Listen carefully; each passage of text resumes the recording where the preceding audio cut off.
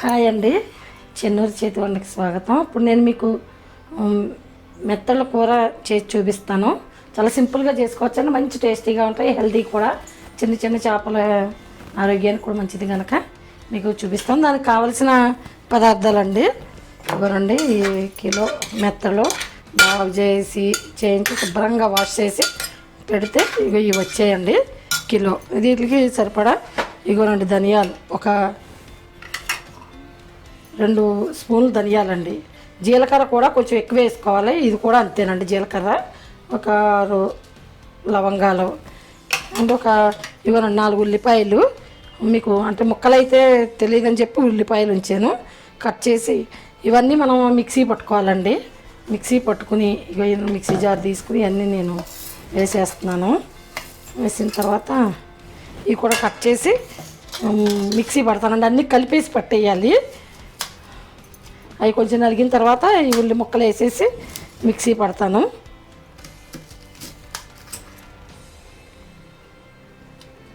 ఇగోనండి onion cut చేశాను కదా, కొంచెం ఒక చిన్న కట్ట కొత్తిమీర కూడా తరిగి పెట్టుకున్నాను లాస్ట్కి. ఇగోనండి ఇందులో ఇవన్నీ మనం ఈ మసాలా ఈ ఆనియన్ అంతా మిక్సీ పట్టేయాలి. ఇది మిక్సీ పట్టి తెస్తాను. ఇదిగోనండి ఇందులో ఇదిగోనండి ఒక 1/2 టీ స్పూన్ పసుపు వేస్తున్నాను మెత్తల్లోని. ఇవన్నీ తాలింపులు వేసే కన్నా కూడా ఈ రకంగా వండి చూడండి, మీకు మంచి టేస్ట్ వస్తుంది. ఇవ్వనండి సాల్టు, దీనికి రుచికి సరిపడా సాల్టు. ఏమంటే ఆ మెత్తల్లో వేసేయాలి. మనం ఏ గిన్నెలో వండుకుంటామో అందులో. దీనికి కారం తగినంత కారం, నేనైతే 2 స్పూన్లన్నర కారం వేస్తున్నాను. ఇవ్వనండి అన్నిటికి బాగా కలపాలి. ఉప్పు, కారం, పసుపు బాగా ముందు ఫస్ట్ ఈ 3 వేసి కలపాలండి ఇలాగా. మీరు కారం కొంచెం ఎక్కువ తినే వాళ్ళైతే ఇంకొంచెం ఎక్కువ వేసుకోవచ్చు. ఇప్పుడు ఇందులో ఒక స్పూన్ అల్లం పేస్ట్ అండి, అల్లం వెల్లుల్లి పేస్టు ఇది కూడా వేస్తున్నానండి. కూడా వేసి కలిపి ఇప్పుడు ఇందులో కొంచెం ఆయిల్ పోస్తున్నానండి. ఒక 3 స్పూన్లు ఆయిల్ వేసుకోవాలి. చేపలు కదండి, కొంచెం నాన్ వెజ్ కదా, ఆయిల్ పడుతుంది. ఇవి ఇలా వేసుకుని ఇప్పుడు ఆయిల్ వేసి కలపాలండి. ఉప్పు, కారం, పసుపు, అల్లం పేస్ట్ వేసిన తర్వాత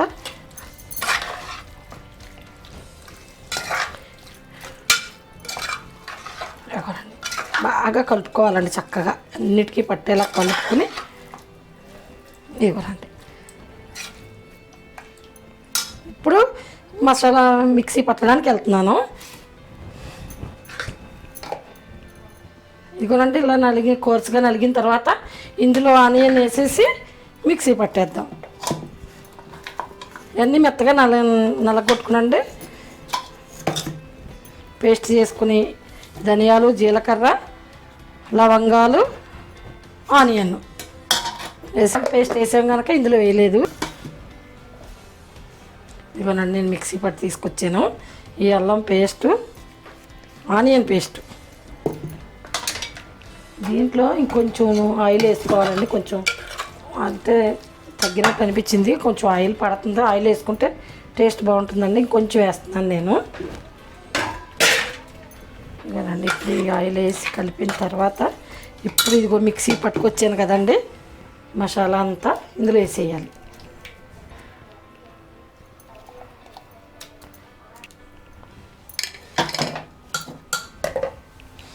ఇప్పుడు దీన్ని బాగా కలుపుదామండి.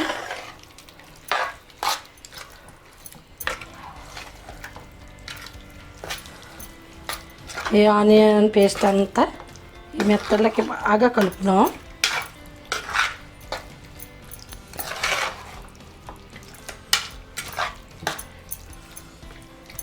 ఇదిగోనండి ఇందులో ఇప్పుడు కలిపాను కదా, ఇందులో ఒక 1/2 గ్లాస్ వాటర్ వేస్తున్నాను.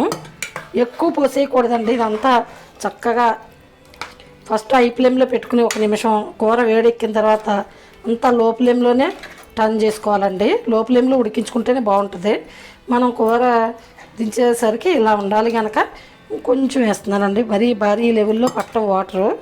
ఇదిగోనండి ఒక గ్లాసు.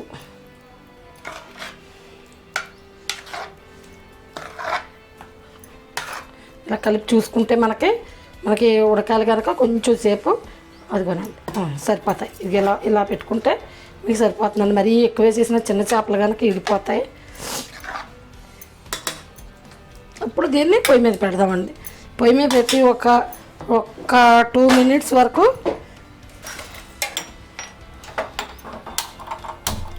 హై ఫ్లేమ్లో ఉంచండి. వేడెక్కిన తర్వాత లో ఫ్లేమ్లోకి టర్న్ చేసుకుని చక్కగా మూత పెట్టేసి సిమ్లో ఉడికించుకోవాలి. ఇంకా గరిటె పెట్టి కలపకూడదండి. నేను చూపిస్తాను మీకు. మధ్యలో ఒక 3 సార్లు 4 సార్లు ఇలా క్లాత్తో పట్టుకొని కదపాలి ఆ కూరని. ఇవ్వనండి మూత పెడుతున్నాను. ఇవ్వనండి అలా వేడెక్కింది అనిపించుకుని లో ఫ్లేమ్లోకి టర్న్ చేసేసుకోవాలండి గ్యాసు. ఇవ్వనండి మనం ఏం చేయాలంటే లో ఫ్లేమ్లోకి టర్న్ చేసుకుని మధ్యలో ఒక 3-4 సార్లు ఇలాగే కలపాలండి. గరిటె పెట్టి కలపకూడదు, ఇలా కలపాలి. ఇలా తిప్పితే చక్కగా అంతా బాగా ఉడుకుతుంది. లో ఫ్లేమ్లో పెట్టి ఉడికించుకుందాం. ఇలానండి మధ్యలో ఇలా ఉడుకుతుంది కదా, ఉన్నప్పుడు ఇలా తీసి ఇలా పట్టుకుని ఇవ్వనండి.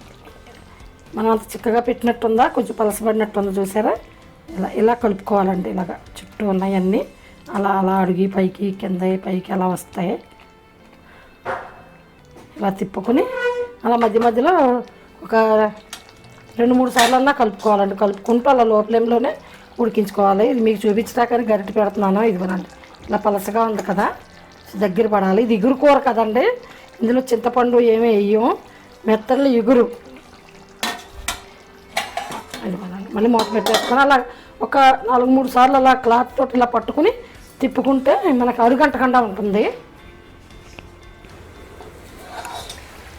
ఇదిగోనండి ఉడికిపోయింది. ఆల్మోస్ట్ నాకు 20 నిమిషాలు పట్టింది మనకి ఉడికింది అనుకోవడానికి. ఆయిల్ అంతా మొత్తం ఇలా పైకి వచ్చాయి. ఇదిగోనండి నాకు 20 నిమిషాలు పట్టింది. ఆయిల్ అంతా ఇలా పైకి వచ్చేసింది. మొత్తం గ్రేవీ కూడా మీకు చూపిస్తాను ఒకసారి. ఇదిగోనండి ఇలా దగ్గరగా అయ్యింది. ఇలా దగ్గరగా అయింది కనుక ఇంక ఇది ఉడికిపోయింది, మంచి స్మెల్ వస్తుంది. ఇదిగోనండి ఇలా కలిపాను నేను. ఎన్నిసార్లు అంటే 5 మినిట్స్కి ఒకసారి ఇలా 4 సార్లు కలిపాను. ఇదిగోనండి ఉడికిపోయింది, చక్కగా ఉడికింది. దీనికి ఇప్పుడు కొత్తిమీర వేసి ఇవ్వనండి. కొత్తిమీర పెరుగు ఒక చిన్న కట్ట తీసుకుని తరిగి పెట్టుకున్నాను. కొత్తిమీర మంచి టేస్ట్ ఉంటుందండి. కొత్తిమీర సన్నగా తరిగి వేసుకుంటే మంచి రుచి వస్తుంది. ఇందులో మీకు నచ్చితే పచ్చిమిర్చి కూడా వేసుకోవచ్చండి ఫస్ట్ కలిపి పెట్టినప్పుడు. నేనైతే వేయను. ఈ కూర చాలా బాగుంటుందండి. మీరు కూడా ఒకసారి చేసి చూడండి. ఈ రకంగా చేసి చూడండి, మీరు ఎన్నో రకాలుగా చేసుకుంటారు. ఇదిగోనండి ఇలాగ ఇప్పుడు మూత పెట్టేస్తాను. Stove bandh చేసేస్తున్నానండి.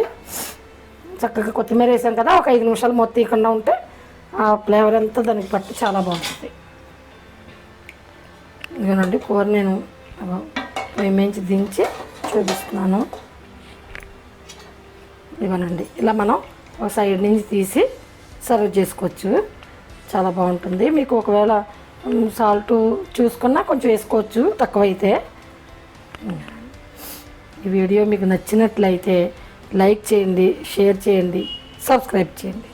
Thank you.